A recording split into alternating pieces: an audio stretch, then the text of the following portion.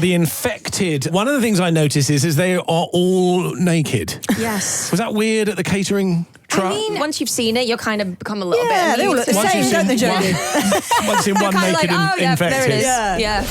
Our special guest this morning is one of the finest actresses of her generation. Do you like that? It's Jodie Comer. Gosh, we are so excited to have you in the studio today. Have you noticed how busy the office is as well? Normally it's not, but Jodie's in, so people are really milling around for you. I appreciate it. Now, your new movie, 28 Years Later, is out on Friday. Yes. Just quickly, for those who maybe haven't seen any of the previous two films, give us a kind of brief idea of what the movie's all about. Yeah, so this film is a direct follow-up from 28 Days Later, directed by Danny Boyle, written by Alex Garland. And this film follows a small community who live on an island which is connected to the mainland of the UK by a causeway. And it's kind of an exploration of how these people have survived the rage virus after all this time. The protagonist is a young actor called Alfie Williams who plays Spike, and it's essentially his kind of coming-of-age story in this bonkers world. It's your first time working with Danny Boyle. What was that like? He's amazing. He's the best. You know, he's someone who I've admired for such a long time, and then to get on set with him and realise that he's just as much of a lovely human being, as an incredibly kind of playful, energetic set. I think if you asked anyone on this job if they'd work with him again, we're already kind of like banging his door down. Me for the next one, please. Yeah. Next one. Will there be a next one? Well, this film is one of three. Yes. The second film has already been shot by Nia DaCosta. Oh, wow, okay. But I'm... You're not allowed to say anything. Can't say anything. You can tell us. We promise we won't tell anyone. We won't play it to the nation. We won't. Yeah. You mentioned the infected. Is it wrong to say it's a zombie film? Yes. Okay, we don't use the Z word. No. I did a little bit of a press with Ray Fiennes on Saturday, and he was being very good in telling everyone it's not a zombie, it's the infected. Okay, now the infected. One of the things I noticed is they are all naked. Yes. Is that was that like I'm thinking about like during lunch breaks and stuff? Was that weird at the catering truck? I mean, everyone kind of had a robe, but the robes were always... It was all very kind of lax. I think once you've seen it, you'll kind of become a little bit... Yeah, they all look the same, don't they, Jodie? Once in one naked and infected. There it is. Yeah. It was funny because I just never questioned it, weirdly. It was, there's something about the infected, and they've kind of, we come into the world with nothing on, and there's something kind of very primal and animalistic about them, that it was just kind of... It was part of the story, so I never... Just went along with it. It wasn't Daddy going, eyes up, Jodie. Now, one of the stars of the film, Alfie Williams, very young actor, only 12 years old, but what a bright future ahead for that young man. How was that? Well, because you play his mother in the film. Yeah, he's amazing, Alfie. It was great because we had like a 2-week rehearsal period before we started with Aaron and I and Danny and Alex, where we could just kind of like build that history and that bond and get kind of tactile with each other. And it's interesting because my character within the film isn't well, so actually he is often having to play the role of parent and caregiver, so it was it was nuanced, we had to find that. So yeah, but he's amazing. He's so brilliant. 28 Years Later comes out this Friday.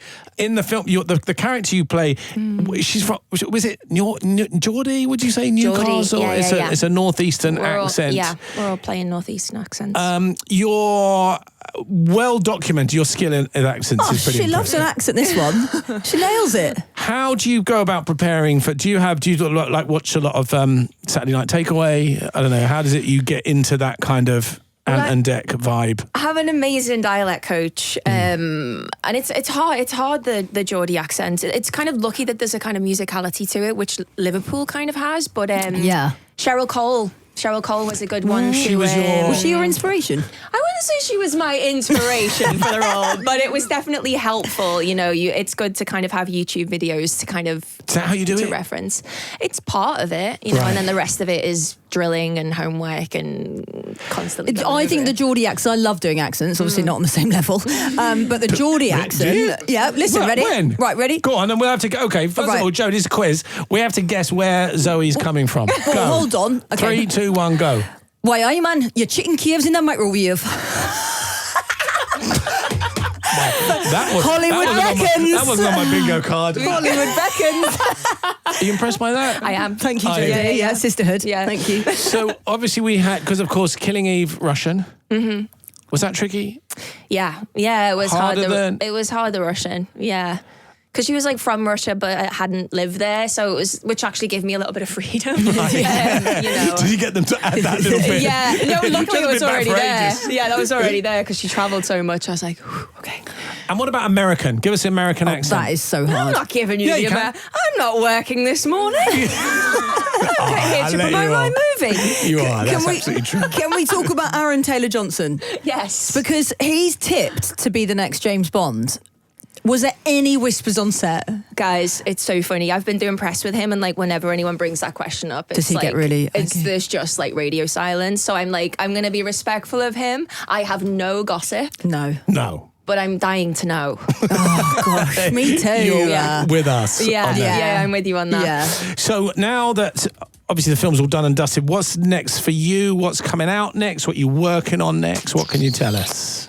What I can speak about, I'm doing a play that I did a couple of years ago on the West End and Broadway. I'm Prima Facie. Is this coming back? So we're going to tour it. We're going to start in Dublin and then take it around the UK, and that's January next year to like March. Oh, fantastic! Funnily enough, Jodie, actually, yeah. that's Amanda's favourite show. Really? Yes. Oh, amazing. In fact, she's left this for you. Have a listen. Let's just have a watch of this. Listen to this. Oh my gosh, Jodie Comer, I can't believe I've missed you. I'm absolutely devastated. Good luck with the film. But also, I took my daughter to see Prima Facie. Anyway, we saw it in the West End. And you were phenomenal. And I'm really hoping that we get to meet whilst we jointly cut the ribbon of the Hill Dickinson Stadium in Liverpool, because you're the only other blonde that I know that's in the public eye that supports Everton. We're there together, babes. I love that. There you go. It's very sweet. That's, sadly, she's no longer with us. But a little message from Amanda there. Thank you so much for coming in. 28 years later comes out Friday. Jodie Comer. There you go. Jodie. Thanks, guys.